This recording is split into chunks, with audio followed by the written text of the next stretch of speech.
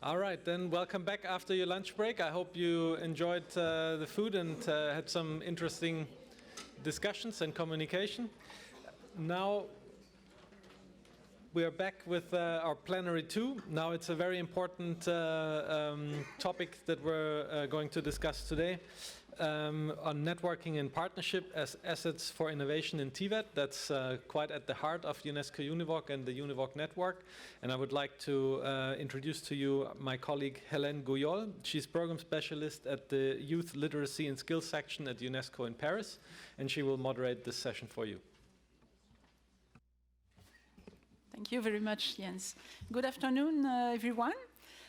So this is really a pleasure to see you all here. So the session is challenging a bit for two reasons. First, it's after lunch, so traditionally after lunch, if the meal was good, some people can begin to sleep, but I'm sure this will not be the case here. And second, because we have 5 very good speakers who all of them would like, to have more than 7 minutes each. So we will try to fit, key messages in each of their speeches. So this session about networking and partnership is directly linked to the first plenary session that we had this morning. This morning we have focused on ways to shape policies and strategies to enhance innovation. And now, within this session, we will see more concretely how do those organizations that I will present to you very briefly organize and implement actually innovative solutions, and also are trying to educate to innovation, to foster innovation for the trainees and for the national and regional stakeholders. So the first speaker will be Shyamal Majumdar, that you have already, everybody knows Shyamal, so the director of UNESCO-UNEVOC, who will focus on partnership at a global level. Second, we will have Ethel Agnes Valenzuela, who is the director of the SIMIO Secretariat, so the Southeast Asian Ministers of Education Organization Secretariat, who will focus for partnerships between ministries and national bodies at regional level, so in Asia. Stefano Tirati, the Vice President of the European Forum for Vocational Education and Training, on the partnership that are facilitated between college and VET providers, also on regional level. Then Michel, who is speaking in French, who is an expert in vocational education and training at the consultative framework of Ministers of Employment and Vocational Training in the West African Economic and Monetary Union, so UEMOA. So we will then focus on sharing of tools and resources on Africa level. And then, last but not least, Jos de Goey, who is the president of WorldSkills International, so who will focus on youth, how to encourage youth participation in innovation processes. So without further delaying the speeches, I will give the floor to Shyamal to talk about the challenges that are faced in innovation, approaches that are implemented by UNEVOC, and also some ideas about the impact of such approaches through UNEVOC network. The floor is yours, Shyamal. Hello. So, good afternoon. So I decided to take this mobile one because I know after such a wonderful break, the tendency will be always very, we have to be a little bit mobile to keep you. Is a big challenge, which Hélène has said. Thank you, Hélène, for the introduction. As we are so many speakers, I will go my slides a little faster, but I'm here in case you need more discussion. That will be always can be done. The strengthening partnership innovation in the UNIVAC network. Why, what, and how? If you ask me a simple sentence, what is partnership and networking? It is nothing but tapping the strategic resources and connecting experiences. I learned one thing. You can have everything, man, material, money, all the things. But if you don't have partnership and networking, you will be useless in this world. Like in life, if you have a partner, very good partner, whatever ups and downs comes, you are sure you will overcome that bridges. Similarly, TVET institution, if they have to survive, they have to connect and partners. We are proud to have 245 UNIVAC centers in 160 countries. Enormous potential. You are just seeing some of them very recent times. That how powerful can be networking and partnership. That I will narrate a little bit through some of the examples. To me, why we need this networking partnership at this juncture? The answer lies in these slides. Talk about fish farming. They are using sensor-based technology with GPS system. Talk about sustainable production and waste management, precision farming, vertical farming, horizontal farming, less water farming. These are the technology now. It's changing the world. Third, agriculture and green technology, additive manufacturing, unbelievable. In medical science, in all modeling and simulation, unbelievable things are happening on the 3D. Talk about hospital and healthcare. Everywhere you can see there you need technician where technology being used and transport and others. Yeah. The changing landscape of work and life, why it is changing so fast? There are dynamics. Everything starts with innovation. This innovation can be technological innovation, it can be social innovation, it can be business innovation. Sometimes when we talk about innovation, we become single mind track, technological innovation. To me, in this world, more than technological innovation, if you have to fulfill the SDG, social innovation, system innovations are coming in a very, very big way. So that innovation triggered some changes. And that changes the way we do business, that is change. And later on, that is transformed. When we start first platform economy, many people do not believe. Today, everybody use smartphone. They are using the platform economy. I can give you thousands of examples like this, how changes become embedded with us.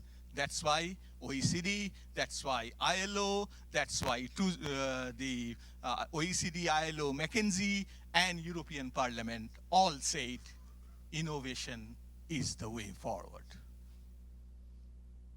But where we are, these are all good words. Disruption is happening in work and society. Are the school really ready for this? We make a survey. There is a very low capacities of school to get for innovation. I'm not saying 6, 7, 8, 9, 10 is not the number. The world is huge country, and TVET institution in thousand, even million in number. But still, most of the TVET institution are following business as usual approach.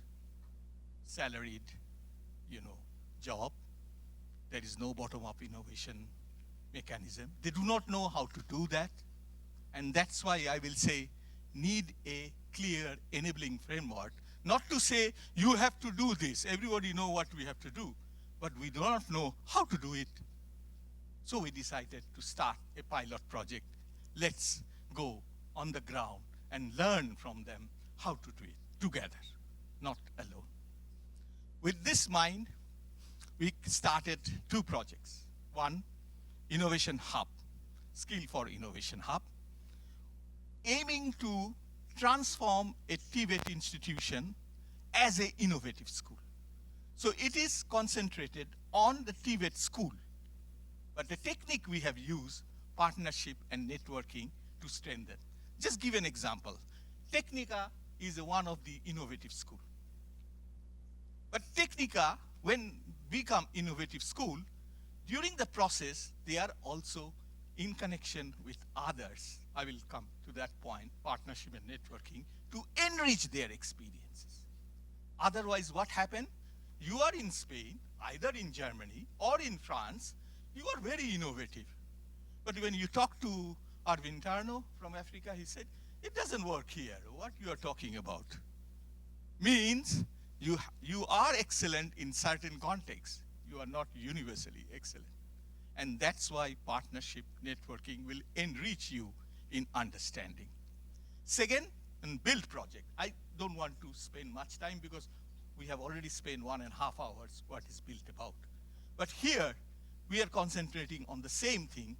On particular stream, some UNIVOC centers starting working together, then making a bridge with others, saying that we have come up with this kind of solution. Is it valid in Africa? Is it valid in Asia? They said, no, you have to need change here, you have to adjust here, and we will come our global experience on that basis. With this mind, we have started the IHEP project to create a framework for innovation. Business as usual approach will not do, but what approach? Do you know any framework that will guarantee a TVET school to transform into innovation hub? We spend time. We discuss, and we came up with a 4-dimension framework. The first framework, institution as a whole has to go for innovation. Innovation is not one department. Mr. Majumdar is doing some innovative project. He has 100 papers in research journal. That is not innovation. Transformative innovation means the whole institution has to transform. The first step is leadership and organizational practices. Mission, vision, objectives, all. A culture has to be embedded in the institution. Then innovative process. Without innovative process, how you will get innovative product and services? The process is the teaching learning. And we need to invest a lot. There are 4 models going on. Challenge-based education, Technica will share that. There is also other models working on that, which is called similar in nature, which is called innovative processes. The third one, innovative products. You can say all these things. How the audience will be or the stakeholder will be happy if you come up with concrete product and services. How many patent TVET institution has produced? How many, your product that really marketed from the TVET product? Some countries are doing. I know Singapore has done. I know Hong Kong a little bit. I was in Asia for a long time. In Germany, something has done. But there is few and far between. This is not the general, so we need to highlight on that. And all this will happen if you do skill and innovation ecosystem. Innovation is not a school monopoly. Innovation is society monopoly. That's why connect with companies, connect with communities, connect with regional developer, regional policy developer, connect with individual, connect with research institution, connect with the responsive delivery institution. And here is the core called fostering local skill ecosystem. It will vary from country to country. In some country, industry will be the major. In some country, community will be the major. I'm making this statement after traveling Africa several times. The stereotype model of industry, only the innovation, will not work. Actual innovation is going on in the community level because community are making transformation in the society. The social innovations are taking much more higher root. So that's the skill ecosystem. But where the networking and partnership is embedded, whatever we are doing, let me explain first. There are 4 institutions, the leader in Europe, those who are doing the pilot. In Africa, 3 institutions. And in Asia, we have choose 3 institutions. Why? We want to pilot the project and see how it works. The interesting part, when they are transforming, there are 3 levels of connected process. There is a common framework. Everybody is following the 4 dimensions, but the context will be different. Don't think mechanically 4 will be adopted in every systematic way. There will be more detailed difference, contextualization. Second, peer validation. Say suppose, I think in TESDA has done the thing. Omnia, you have gone there to validate the things. In every one, we have done this kind of exercise. It was eye-opening to Omnia to get to know that how in a country things work, and they give a very good feedback. Similarly, in other places it happened. We call it peer validation. It is what? It is networking. We are making use of each other, helping each other. Use of a transnational platform. After doing all this thing, we will create a transnational platform. Anybody here, TVET institution, can go there and learn what we have done it. This is a public property by which you can do that. So that how networking and partnership is embedded with the system. This is just to give you a point. We are working on terrifically on digital now to make it, to understand a I-hub visualization map. Because when you look 250 UNIVAC centers and they are doing, what are the barriers, what are the challenges, where is the focus? You cannot do it without technology. That is our future directions we are going. It is on the process. That's why, if you see now, I-hub is preparing individual institution to transform as an innovation hub. You are using networking and partnership. Build is making sectoral excellence, trying to find out in Europe clusters what are the key challenges on greening, digitization, and others, and what are the new occupation. Then, once they will finish that, they will connect with Asia and Africa to say what is working in Europe. Is it same way will work in Africa? Then Africa friends will give the answer, this way it will work, not way it will work.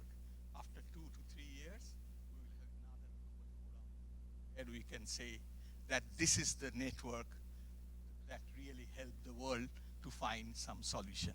I want to conclude, maybe I have taken 1 or 2 minutes more, I don't know, with Kennedy's one quotation. People see things happening as they are and ask why. We dream of things that never were and ask why not. Luna, this is answer to your challenge. Thank you.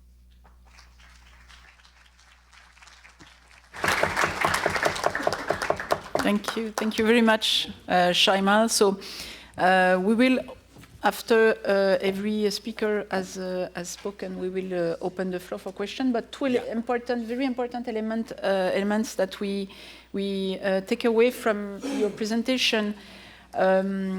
First, the important role of UNEVOC in making this partnership at global level, liaising with TVET institutions, and this also the importance of co-creation, the partnership among institutions instead of imposing it.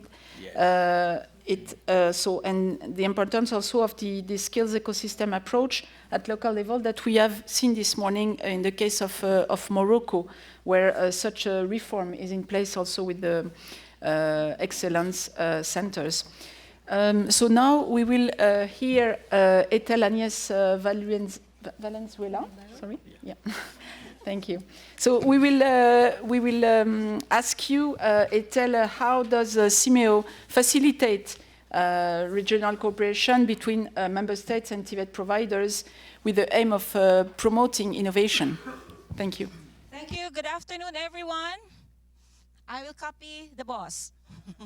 Okay, so the topic is very, very interesting, but it's afternoon, and I would like to make a short presentation only.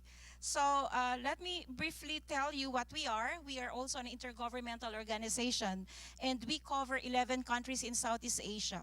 Like UNESCO, we promote cooperation in education, culture, and science. And we would like to lead innovation as well as learning for the 21st century for a better quality of life in Southeast Asia. Well, these are our member countries, and maybe some of you have been working with them in TVET or in other areas. So if you will see in member countries of SIMIO, there are high-income countries as well as low-income countries. So for SIMIO Secretariat, it's really a challenging job to help assist countries with high income with different perspectives on TVET, and also helping countries such as Timor-Leste, Laos, Myanmar, etc. Luckily, we have countries who are really partnering with us in terms of European circle, including Australia and New Zealand. And we have created affiliate members, not governments or countries, but organizations who also would like to work with us. So, Council of Ministers, as they say, you know, great minds have good goals and policies. They're great minds, our bosses, our ministers. But then, who will translate these goals, policies, and agenda into reality? So it is us, SIMIO Secretariat, and with the centers. So right now, we only have 26 centers of excellence, and they have different specialization. So we have 2 TVET centers. One is in VOCTEC, or Brunei Darussalam. Maybe you're familiar with Brunei Darussalam, hosting our oldest center for TVET, which is actually 40 years old. And also a new one, the director is here, Dr. Dong Voot, a new one, a new center in Cambodia. So they do capacity building, they do training, they do also research, journals, and a lot of innovation. However, due to the time constraints, I will only be sharing one big activity that we're having. So, the great minds, the ministers have adopted our agenda where we put our resources as a region. So you see, early childhood, inclusive education, emergency education emergencies, and TVET. They did not forget technical vocational education for that matter. That means it's really very important, skills for the future. We also have teacher education, we have higher education, and 21st century curriculum. It's a lot of work. And in every year, we have 300 to 400 activities happening all over Southeast Asia. Well, what I will be sharing with you is about operationalization of internationalization and mobility. So when the minister said, promote TVET, you know, TVET is not really a very popular or very sexy area, right? Only 6 million students in our region are in technical vocational education and training. Not a lot compared to other countries. So during the vice ministers meeting the other month, they talk about making TVET popular and make this, you know, something that students would really prefer for the 21st century, because most of our industries would be relying on technical and vocational persons. However, to make it popular, we thought of having mobility, so that we learn from each other. So we have international mobility for students, and also online twinning classroom. We do classes twinning Indonesia, Thailand, or Philippines and Laos, and others. We also have student and teacher exchange program, and this is done by our SIMIO centers. So let me say that when we operationalize internationalization mobility, we have to partner with many organizations. First, we should look for schools, institutes, universities who would like to test, you know, credit transfer, and then internship with industries, because this is really quite hard for us, given the developmental stages of our countries. But then, we thought it will not be successful. Like, you know, countries would not be interested because they're quite, you know, in our culture, they are very confident and happy with their own countries. They don't want to go out. But to our surprise, you know, pre-service students would like to teach in another country. They would like to experience teaching in Indonesia or in Thailand or Cambodia, and they love it. In fact, there are a lot of blogs they have written about their experience in teaching and working in another setting in another country. So for TVET, for the mobility and internationalization, we selected students under TVET diploma, higher diploma, or those bachelors in engineering and others that we can qualify as TVET. So they have to stay in another country for 1 to 3 months. So when we reported this to the ministers, they were surprised that, we have been doing this and it's quite successful. So since we started, we have several, we tested some courses that may be, popular with Southeast Asian countries. So we have engineering, IT, agriculture, food technology, hospitality, business, multimedia, health science, even civil engineering. And we're trying to expand now.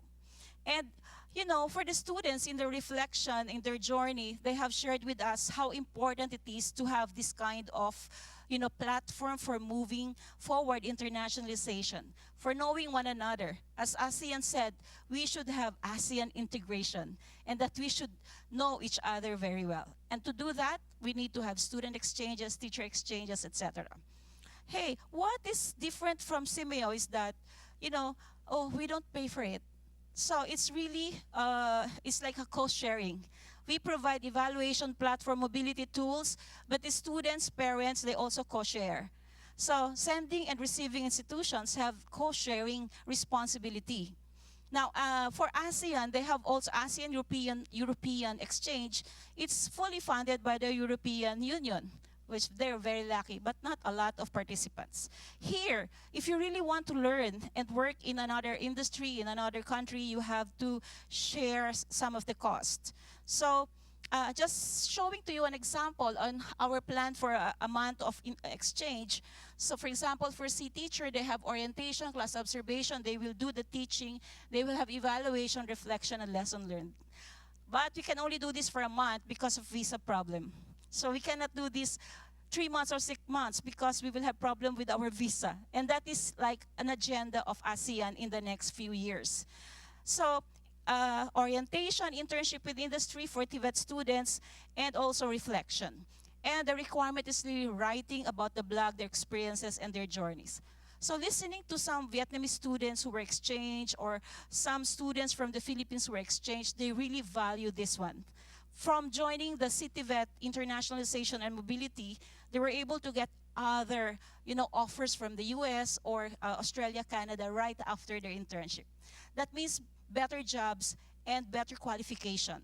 So, but it's all not really bed of roses. There are still many challenges. We just came from Da Nang meeting and we listened to some of the challenges like not having credits or issues about, losing, and it's also our next point. How can we really have 100% attribution to their learning in terms of industry and in terms of their school credit transfer?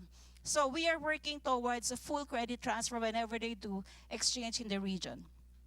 So we have over 200 participants last month in Da Nang. So, and that, they were very, very happy about the program. And what is this, if you say internationalization is a process of, internationalizing students, teaching, research. What is the meaning of that? So we bring that to reality, that students will go, they will learn, and they will share, and they will get credit. Anyway, so since this is really something that all of us are co-sharing, the universities are supporting students, students are supporting themselves, and then receiving institutions are also doing their part in terms of language, in terms of, preparations. And SIMIO Secretariat is doing the online interview and online consultation, and we have Line and WhatsApp to check on each other. So it's like sleepless nights. Now, receiving students, hey, I'm already in the airport. Will somebody pick me up? It's like 24/7 for us at the Secretariat. But anyway, we love this. So the people who are working on internationalization and mobility are also friends. And for this year, we have done a lot of stock taking in terms of TVET for development. We will also do capacity building for teachers. We will also do researches related to this mobility and internationalization over the next 3 years. We did an action plan already for each country. And, well, we created a platform, the CVET.net. You can take a look at it. It's another innovation where all information about TVET in Southeast Asia can be found. So this is hosted by our center in Brunei, and yet you can Google this one. If you need information on TVET in Southeast Asia, it's there.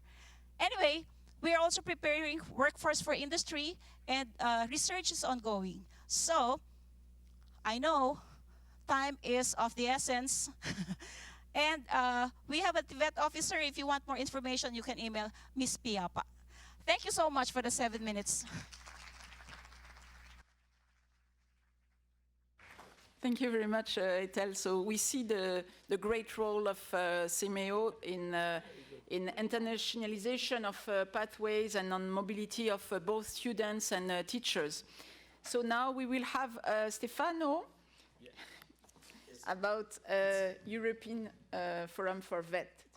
It's a pleasure to see that also the organizers today are very optimistic with the timing. So I'll do my best. So just some information about the European Forum for Vocational Education and Training, which I have the honor to serve as a vice president. It was founded in '91 under Dutch law, now as a Belgian law. Our headquarters are in Brussels. We have a structure of an NGO, an association, and we have a quite extensive membership of about over 2,000 training centers from more than 30 European countries. And the first information that you need to see is that this is already a challenge in itself, because our membership is very diversified. And these differences reflect the differences under VET systems at national level. So having VET providers to cooperate, to do things together from different countries, it is already a challenge. And the other aspect I would like to underline is that we have a European in our name. And indeed, I believe we need to learn to overcome this Eurocentric approach. And we need to learn globally, and the interventions this morning were very enlightening. And another good news that I would like to share with you is that from next year, contrary from until now, also VET providers in Europe will have the opportunity to establish cooperation beyond European borders, which was funded until now only for universities. So this is one of the key messages I would like to share with you today.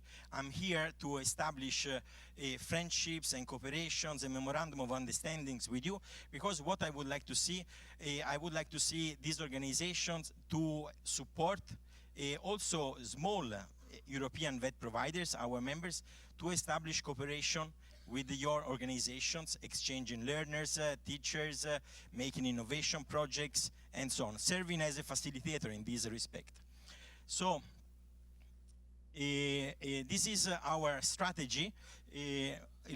The title, I think, is nice: Work hard, dream big.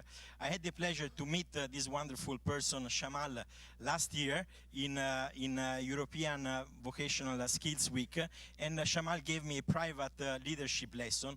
You have to know that in Europe there are 4 plus 2 associations like ours, and one of them is represented here by Margherita from Portugal, EVBB. And it happens, we observe that each of us, you remember this leadership lesson, each of us, okay, yes, we cooperate, but we are a little bit better than the others, you know. So, And instead Shyamal said, Stefano, paraphrasing a little bit what you said, Stefano, you are ridiculous. You need to work together. You need to talk to each other. If you do so, you will be stronger with your voice. And so I'm happy to tell you, Shyamal, that this new strategy, which we released in February, has 7 points. And one of these is exactly on this. Envisaging a new governance in Europe for VET, having the VET associations closely cooperating to each other. So, based on this framework, what I would like to share with you is something maybe not so innovative, but in terms of the content, but maybe innovative in terms of the process that we try to launch, is our working groups that we launched last year, which at the end we called the thematic teams. And their mission of these working groups is a threefold, is promoting networking. So already for us it's not easy to map what our members are doing, what kind of curriculum they are developing, what kind of innovation projects they are doing. So trying to understand what our members they are doing. 3 minutes, okay, thank you very much. Then promoting innovation and also having this policy dimension, identifying key issues that we need to promote at policy level in order to have a stronger impact. So we made a long consultation asking all members what were their priorities, and these are the ones: internationalization and mobility, VET 4.0, how Industry 4.0 will reshape in a systematic approach VET, technology and enhanced learning, joint European qualifications, how VET providers can cooperate with each other in order to identify core elements of their curricula that they can share and cooperate on, social inclusion and bringing entrepreneurship in VET. These are the development directions that we would like to undertake. So also greening VET, promoting a more sectorial approach, and so forth. And I would like to use the last minute, if I may, to share some lessons learned. So what we learned is that actually reflects, I think, the findings of the recent study from UNESCO about mapping innovation. So first of all, you need a good leadership, and good leadership means both having good ideas and inspiration, but this is not enough. We need the leaders. I'm referring to these working groups, leaders that are acting as facilitators, that can ask questions, can understand what are the concerns, the ideas of the people taking part in the working groups, elaborate, and make a consistent program reflecting these strategies. Resources, indeed, we have been funding internally these working groups, but it is a challenge. I just received a letter from the FA treasurer, which was not very good. So we need to find it is a challenge. We need to make it sustainable and impactful. In fact, these 6 working groups, let's say half of them were successful and another half not very much. So we need to look into how these working groups are managed in order really to be effective. One of the strong, let's say, success story is that at the margins of this one of these working groups, we developed an analysis of mobility programs in Europe, which is under this publication, and we share this with our colleagues at the European Commission. And 2 weeks ago, the person responsible for VET mobility in Europe said, you will be happy to see in the next funding program of 7 years from next year onwards that many of the points that we suggested have been taken into consideration and embedded in the program. I finished.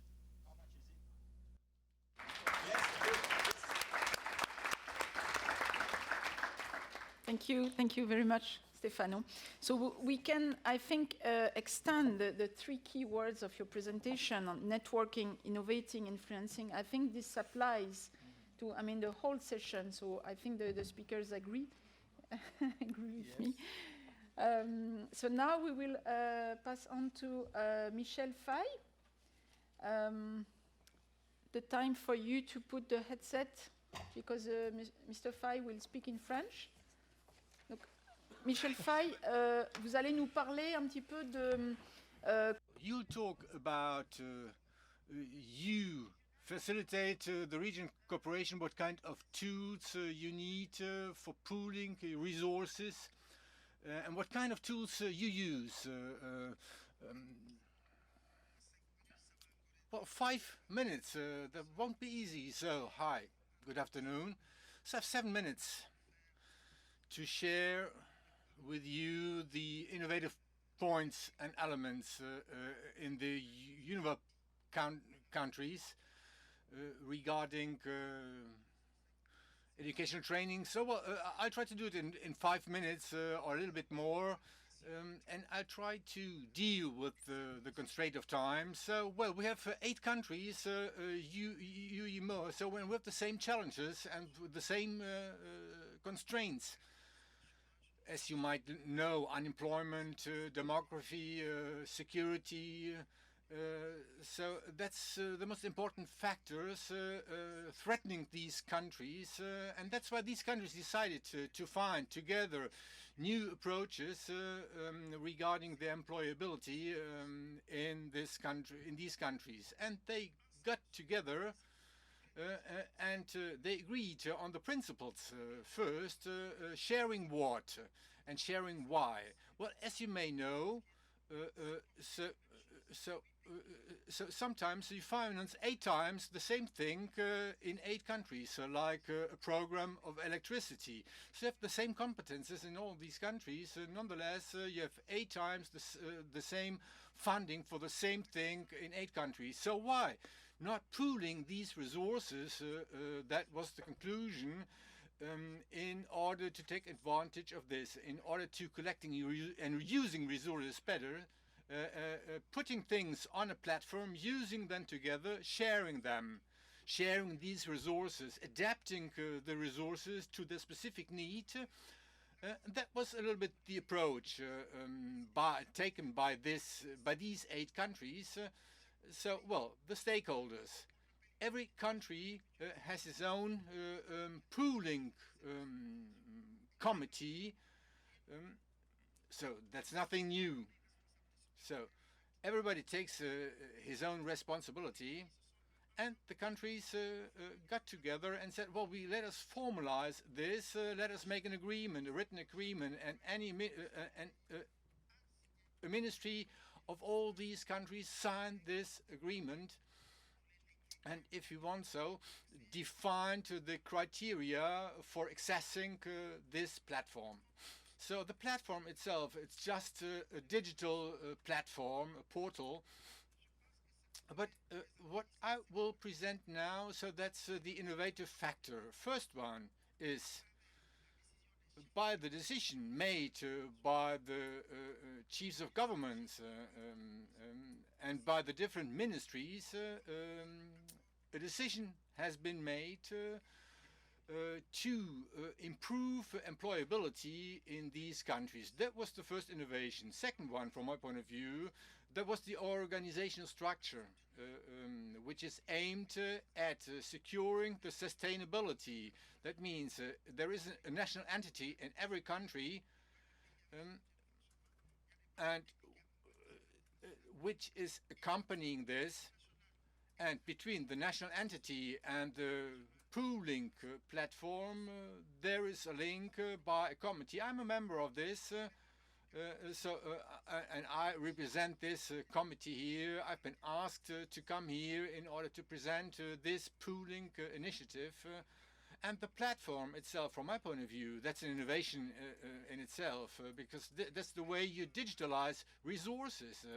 So you can use them much better. And I think that's another innovation for these countries where access to resources is very often quite difficult. And then the impact, the structural impact of pooling. So we tried to do the following thing. We tried to act in 2 different areas: innovation, and now I refer to the expected effect. Once you have sharing, once you share resources, you increase your visibility, because as you might know, so the sector of education is strongly fragmented. You have different training centers and so on, so I have a huge fragmentation. You have different instruments, and now the national unity, the national entity, is based on an act, a legal act, and that makes it easier to get the resources you need and to use these resources better. And on the other hand, pooling, sharing, enables the public to get more information on the available resources in a national context. And that's interesting. And on the regional level, we think that this platform, platform of sharing, that's just a first step, which is a must for all the countries concerned to solve, in order to solve many issues and problems. And this enables us to establish a linkage. It is possible that objects and people circulate freely, but as for the qualifications, diplomas, it has to be the same. And last and very important aspect, well, maybe I already mentioned it, you need to finance it. And we carried out a study with the help of our partners regarding this platform, and we realized that we use our budgets in a much more efficient way. This is very important, and so we can provide support in a much more efficient way, and you can use resources much better. And, well, regarding the global anchoring of pooling, well, we have the Paris Declaration, and so then we have the Agenda 2030, and as for the strategy defined by UNESCO, related to TVET from 2016 to 2021. So as for this, we think that the process of pooling started by these African countries. This is a very important step to what we call regional integration. So thank you very much. And that's a cooperation between different states regarding skills, qualification, and this is very important for the local employment policy as well, because this is not only related to vocational training, it is related to employment as well. So both things are very important in our countries. Thank you very much. Merci. And thank you very much for visiting this website, this platform. Thank you very much. That was just my very last word, the very last word I wanted to say. Michel, Faye, we see really the several advantages of mutualizing the resources. So now we will have the last speaker, so just the Goey on the youth participation. Thank you very much. Before I start, because I think I'm down to 4 minutes now. Still 5 minutes, okay. But otherwise I would have said this at the end, but if you Google WorldSkills, you'll find so many things, interesting things and videos about WorldSkills, so do that after my presentation. But first of all, good afternoon, ladies and gentlemen.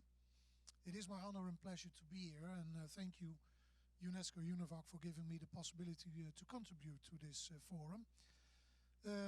I've been recently elected as president of WorldSkills, which is a voluntary role, besides being CEO for WorldSkills Netherlands, which is my paid job. One of the main features of the WorldSkills movement is the WorldSkills competition, which is organized since 1950. And how many of you know what WorldSkills is, or even have visited WorldSkills?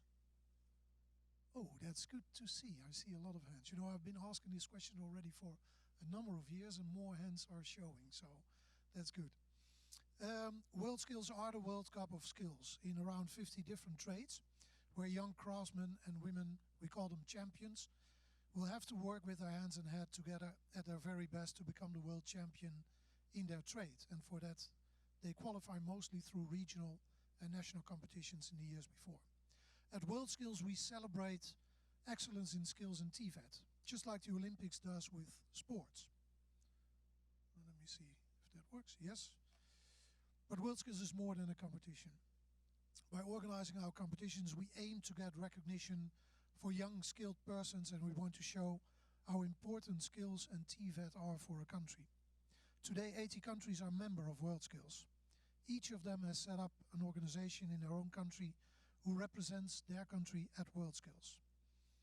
Sharing experiences and developments in TVET and the world of work, the private sector, whilst celebrating the achievements of the TVET talents from all around the world, gives a positive and broad boost to TVET.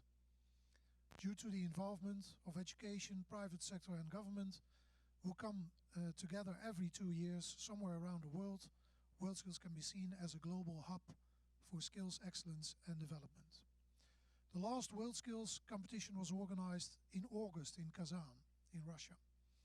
It proved to be the biggest ever. More countries, 1,600 participants, future and junior skills competitions, an opening and closing ceremony broadcasted live on Russian television with around 40,000 visitors at the ceremony each, a high-quality conference program and a minister summit with ministers and representatives from 43 countries. A primarily young audience of around 250,000 visitors visited the 4 days of competition. So all in all, we could say that it was a big success and will never be forgotten in the minds of especially the young participants. In the framework of today's forum, I would like to highlight a few activities. It's too much to present every result of that competition, for which WorldSkills could be helpful for our mutual network. Firstly, there is the WorldSkills Conference, which is organized at every WorldSkills competition and General Assembly. The next up is next year in Dublin, during our General Assembly. And my colleague Ray English, who is responsible for that, is here today. Can you show your hand, Ray, sitting in the back over there? The work from the conference is supported by a coalition in which these organizations are part of, as well as the OECD. With all of them, we discuss the agenda for the annual conference and make it relevant. The second important stakeholder group concerns the linkage with the world of work. Due to our long-standing partnerships with leading companies in different sectors, we are able to keep the competitions relevant. In providing the latest developments in trades, they contribute to the development of TVET, not only during a WorldSkills competition, but also on a national level. In some countries, these developments are used to update qualifications and TVET, but also to inform and stimulate teachers.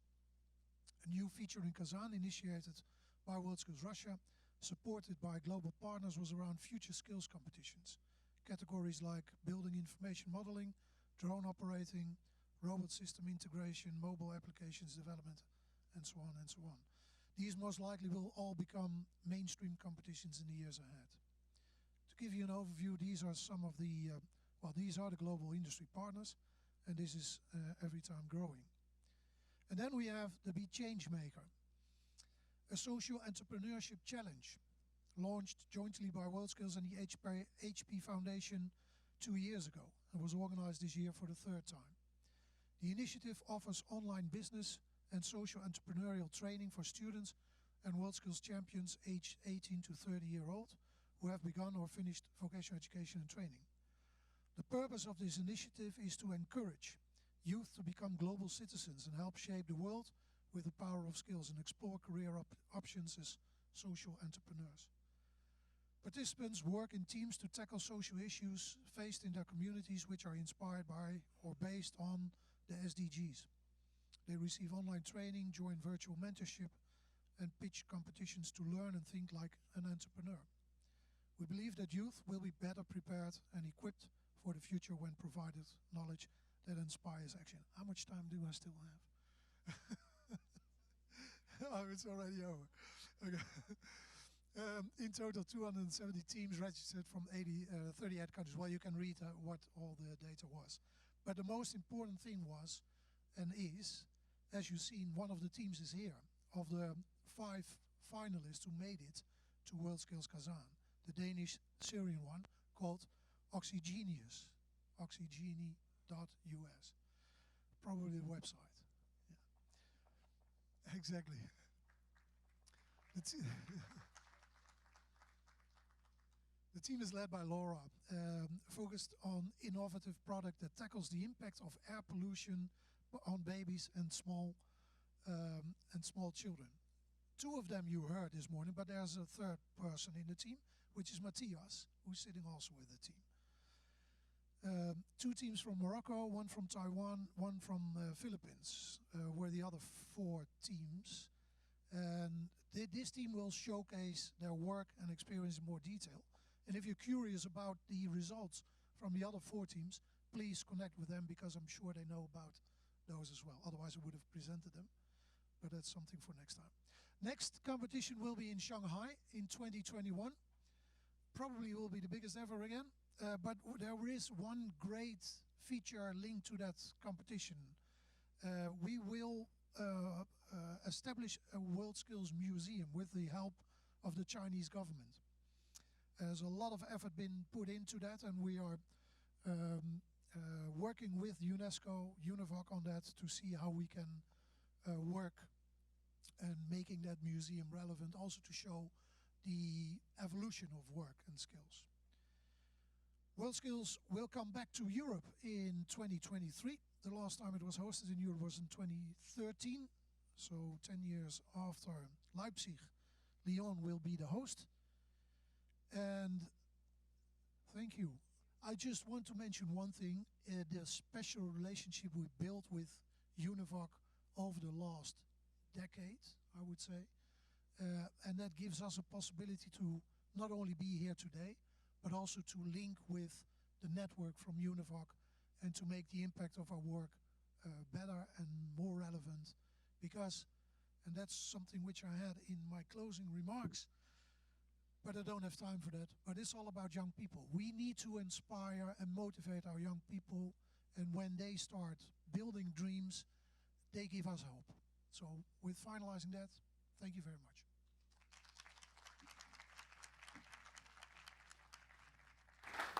Thank you very much, Jos. So, due to time constraints that you understand very well, but we have been warned by our colleagues. So we won't open the floor for questions, but in the marketplace, in the session right after, you can ask, of course, you can meet again with the speakers and ask questions if you have. Only one additional minute of your patience on this session will be appreciated. I will ask really 10 to 15 seconds per speaker to say one final key advice from their perspective to enhance networking, and partnership. It's a. Can you begin, Ethel? Thank you very much. Okay. So I think from our experience, information is power. If you have the right information, you can have the buy-in from several stakeholders to generate support, to generate resources. It's sensitizing awareness. So I think in partnership, this is very crucial. Thank you. 2 minutes. I would say that picking up a responsibility, a challenge mutually, and start working together will create a stronger partnership and network. So that would be my advice. Become a partner in a certain activity, and that will build a relationship. For me, networking and partnership is a strategic resources. I started with many difficulties in UNESCO-UNEVOC. I solve all the problem because of you as a big partners. We don't want to build up just excellence. We want to build inclusive excellence where partner and network will play a very important role. I would say co-development first, and secondly, on the same line as Shyamal, when we talk about VET, sometimes in Europe you see it as a second choice, and instead focusing on excellence and inclusive excellence goes into the right direction. Merci Hélène. Chez nous, Thank you. When we talk about vocational training, we often say it has a price, but there's no cost. But in our dynamic, We want a partnership where we want to really work together in order to go beyond all that we've been doing until now. I think we need to really take into account respect, participation and contribution, because this is really important. We need to cooperate between the countries, and we need to partner with the different organizations and all other stakeholders. We want this initiative to be supported in order to go further than what we have reached until now. Thank you very much. All speakers.